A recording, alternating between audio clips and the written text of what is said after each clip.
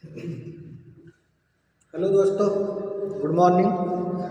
तो ये मैं आज आप लोग को बताने जा रहा हूँ कि हमारे बॉडी में कुछ सिस्टम्स होते हैं। जैसे सिस्टम्स बोले तो हमारी बॉडी पूरे सिस्टम से मिलके बनी होती है, जैसे तंत्र होते हैं। तो हमारी बॉडी टोटल 11 सिस्टम से मिलके बनी होती है। कितने? टोटल 11 सिस्टम से मिलके हमारी बॉडी बनी होती है। ह्यूमन बॉडी पूरा निर्माण होता है उसका 11 सिस्टम से। तो 11 सिस्टम का नाम इस तरह हमारा पूरा लिखा है 11 सिस्टम। तो 11 सिस्टम के अंदर पहला हमारा सिस्टम आता है इंटेगुमेंट्री सिस्टम। तो इंटेगुमेंट्री सिस्टम के अंदर हम लोग पढ़ते क्या है उसके बारे में थोड़ा सा जानकारी और नॉलेज ले लें, क्योंकि इंटेगुमेंट्री सिस्टम के अंदर हम लोग क्या पढ़ते हैं, स्किन के बारे में। ठीक, स्किन के बारे में कि हमारी स्किन या ह्यूमन बॉडी जो बनी होती है उसके स्किन के बारे में पढ़ते हैं कि स्किन क्या होती है, कितनी लेयर पाई जाती है उसके ऊपर। तो स्किन के बारे में हम लोग पढ़ते हैं इंटेगुमेंट्री सिस्टम के अंदर। जैसे स्किन के ऊपर हमारा हेयर्स हो गया, नेल्स हो गए, जिसे नाखून बोलते हैं, नेल्स के बारे में। फिर उसके बाद हम उसके अंदर स्किन के ऊपर ग्लैंड्स पाई जाती है, ग्रंथि जिसको बोलते हैं। जैसे मान लो हमारा सेबेसियस ग्लैंड, स्वेट ग्लैंड, तो ये ग्लैंड पाई जाती है। तो इसके अंदर हम लोग स्किन के बारे में पढ़ाई करते हैं। हमारा इंटेगुमेंट्री सिस्टम हमारे पूरे स्किन से बना होता है। ठीक, दूसरा सिस्टम हमारा है स्केलेटल सिस्टम। स्केलेटल सिस्टम के अंदर हम लोग बोन्स के बारे में पढ़ाई करते हैं। जैसे मान लीजिए बोन्स के बारे में पढ़ाई करते हैं, बोन्स क्या होती है, कितनी टाइप की होती है, इसका क्लासिफिकेशन क्या होता है, एक्सियल बोन्स, एपेंडिकुलर बोन्स। तो इसके बोन्स के बारे में हम लोग पढ़ते हैं। कुछ जॉइंट्स होते हैं, जॉइंट्स, बोन, एक बोन आपस में मिली है दूसरी बोन से, तो बीच में जॉइंट्स हैं, तो जॉइंट्स के बारे में पढ़ते हैं, कार्टिलेज के बारे में पढ़ते हैं। ये स्केलेटल सिस्टम के अंदर, जो कि बहुत इम्पॉर्टेंट हमारा कंकाल तंत्र होता है हमारे बॉडी के अंदर, ह्यूमन बॉडी के अंदर। तीसरा हमारा होता है मस्कुलर सिस्टम। जैसे मान लीजिए मस्कुलर सिस्टम बोले तो मसल्स के बारे में पढ़ते हैं। जैसे मान लीजिए मसल्स क्या होती है, मसल्स, तो मसल्स मान लीजिए एक तरह का हमारा मांस, जो हमारे बोन्स के ऊपर मांस होती है, गोश्त होता है, उसको हम लोग पढ़ते हैं मस्कुलर सिस्टम के अंदर।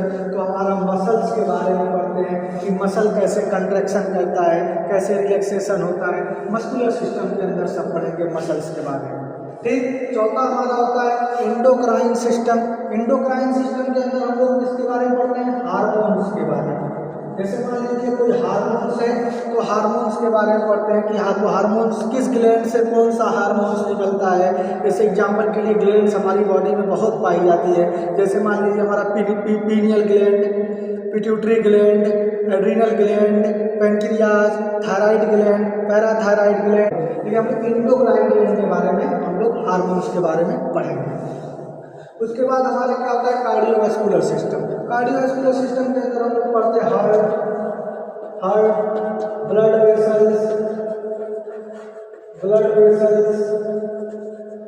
हमारा हार्ट कैसे पंप करता है, हमारे हार्ट में जो पूरा सर्कुलेशन सिस्टम होता है, सर्कुलेटरी सिस्टम, तो उस सिस्टम के बारे में पढ़ते हैं कि हमारा ऑक्सीजनेटेड ब्लड कैसे जाता है हमारे बॉडी के बाद, और डीऑक्सीजनेटेड ब्लड हमारे बॉडी से कैसे हार्ट में आता है, कैसे प्योर होता है, कब इम्प्योर होता है, ये सब हम पढ़ते हैं इसके अंदर। कार्डियोवास्कुलर सिस्टम के अंदर हार्ट हमारा कैसे ब्लड को पंप करता है। ठीक, उसके बाद हमारा है छठा लिम्फेटिक सिस्टम। तो लिम्फेटिक सिस्टम के अंदर हम लोग इसका दूसरा नाम होता है इम्यून सिस्टम। लिम्फ के बारे में पढ़ते हैं, लिम्फ फ्लूइड, लिम्फ के बारे में हम लोग इसके अंदर पढ़ते हैं। लिम्फेटिक वेसल्स, लिम्फ नोड्स, इसके अंदर हम लोग पढ़ते हैं लिम्फेटिक सिस्टम के अंदर। ठीक, उसके बाद हमारा होता है रिस्पायरेटरी सिस्टम। तो रिस्पायरेटरी सिस्टम के अंदर हम लोग जैसे मान लीजिए लंग्स, ट्रेकिया,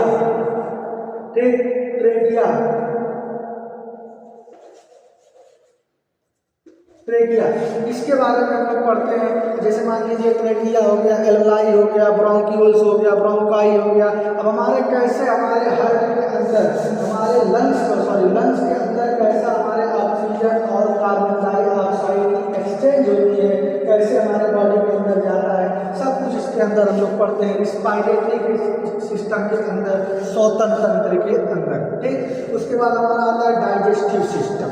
तो डाइजेस्टिव सिस्टम बोले तो डाइजेशन, कैसे हमारा पाचन होता है, उसके बारे में हम लोग पढ़ाई करते हैं। पाचन तंत्र के अंदर, डाइजेस्टिव सिस्टम के अंदर, कि हमारे बॉडी में कुछ खाए तो खाने के बाद हमारे मुंह में टूट गया, उसके बाद वेसोफेगस से हमारे स्टमक में गया, स्टमक से स्मॉल इंटेस्टाइन में, लार्ज इंटेस्टाइन में, फिर उसके बाद स्मॉल इंटेस्टाइन से ब्लड में कैसे जाता है, वेस्ट प्रोडक्ट लार्ज इंटेस्टाइन में कैसे गया, तो फिर कैसे एनएस के द्वारा बॉडी से बाहर जाता है।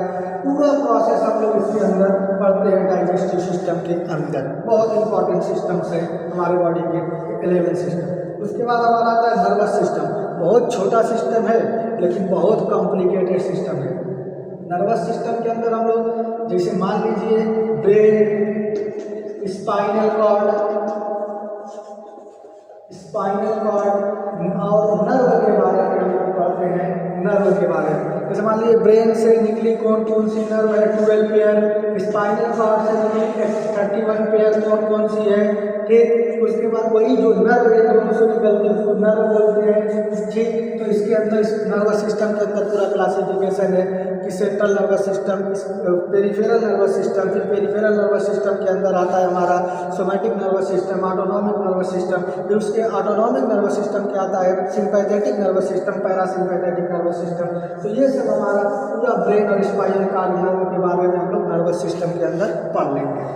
उसके बाद हमारा यूरिनरी सिस्टम, इसके अंदर हम लोग किडनी के बारे में पढ़ते हैं कि हमारा किडनी कैसे कोई चीज़ ब्लड आती है तो ब्लड को कैसे फिल्टर करता है, फिल्टर करने के बाद कैसे यूरेटर से हमारे यूरेथ्रा में जाता है, यूरेथ्रा में यूरिनरी ब्लैडर में जाता है, यूरिनरी ब्लैडर से हमारा क्या जाता है, यूरेथ्रा के द्वारा हमारे बॉडी से बाहर कैसे हमारा यूरिन का एग्जिट होता है बॉडी से आउटपुट, उसके बारे में हम लोग पढ़ते हैं यूरिनरी सिस्टम के अंदर, ठीक।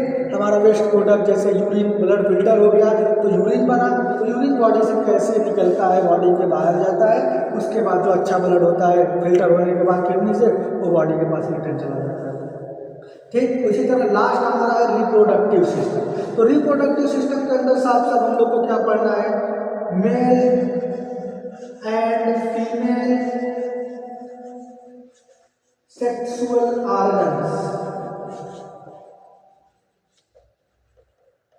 सेक्सुअल ऑर्गन्स, ठीक। तो इसके बारे में हम लोग पढ़ेंगे male and female sexual organs के बारे में। जैसे कि मेल्स के अंदर कौन कौन सा सेक्सुअल ऑर्गन्स है, स्पर्म कैसे निर्माण होता है, फीमेल्स के अंदर कौन कौन से सेक्सुअल ऑर्गन्स है, ओवरीज कैसे निर्माण होती है, ओवरीज की साइकिल, मेंस्ट्रुअल साइकिल क्या होती है, कितनी हमारी फीमेल के अंदर जो मेंस्ट्रुअल साइकिल चलती है कितने दिन की होती है, हमारी प्रेगनेंसी कैसे होती है, ठीक। इसी सब के बारे में हम लोग टोटल पूरा रिप्रोडक्टिव सिस्टम के अंदर पढ़ते हैं। जैसे मान लीजिए पेनिस, वेजाइना, इन सब के बारे में हम लोग पूरा रिप्रोडक्टिव सिस्टम के अंदर पढ़ते हैं।